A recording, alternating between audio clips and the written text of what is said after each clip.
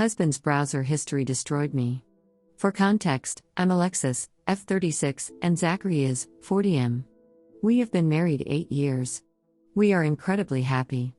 Don't get me wrong, we have had a lot of hurdles. I had breast cancer in 2019 and had to go through chemo and multiple other surgeries since. I also had infertility issues, but have 3 wonderful children now. We have gotten through some of the toughest things together. Our connection is rare. Everyone always says to me, "You guys are the real deal." That love is rare. I married my best friend. My ride or die. It was effortless to be together. We are in sync. We rarely fight. If we do, they are more spats about who is getting up with the kids or emptying the dishwasher. Nothing big ever. I've shared all of me with Zachary. I'm a see-through person. I don't hide anything. On Tuesday this week, I awoke with our kids and Zachary got to sleep in. He had left his phone downstairs and I looked through it. I checked his browsing history and found him looking up erotic spa massage parlors. The date coincided with when he was in New York for a week in August. I didn't think much of it but thought I'll bring it up when he wakes up. I honestly thought he would have some story or some excuse as to why that was on his phone. I brought it up and I knew by the look on his face something had happened. He told me he did it and explained what it was. How freaking stupid and broken he is. In that moment I felt like I broke. This man who is my home, my world, paid to have another woman give him a handy dandy. I asked, "Have you done it before?" and he said once before we started dating. But he admitted to being addicted to X-rated content. I should say our intimacy in bed is great. I had 0 complaints. He started therapy Wednesday for his addiction. He cried a lot when I confronted him and he was transparent in that he has been struggling. He tried to explain it wasn't me and that it was an issue with him. He is showing remorse and wants to change. He said he can't believe he did this to me. Well, Zachary, I can't believe you did this to me. I can't sleep. I can't eat. I can't breathe.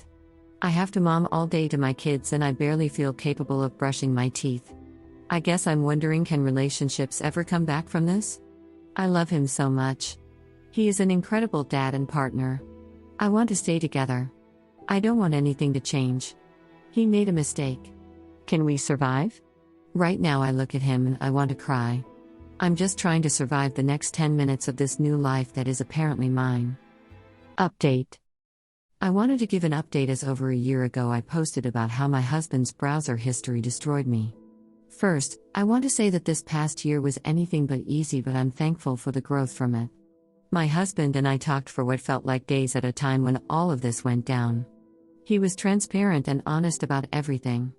There was no trickle truth and nothing else was uncovered. This provided a baseline for us. We knew we both had to work on things, primarily him. He started with addiction therapy as this all started as a teen and his adult content habits. I was already in therapy for all I went through with my cancer treatments, IVF and GRAPE as a teenager. My therapist helped me work on my spirals and panic attacks. My husband went back to his teenage years to focus on when and why he started using porn. Then when it turned into a coping mechanism, why he chose to do it over meeting women, all the way through to what happened with us. All through our individual therapy we would be transparent about it all, but also allowed each other privacy if they didn't feel like sharing everything. We both opted to always be an open book. Lots of tears. But, through these moments we found each other. We chose each other. We learned more about each other than we ever did before. We became closer. Our intimacy on every level got better. Our communication and our bond together got better between us. Reading that seems like it was all sunshine and rainbows, but it was not.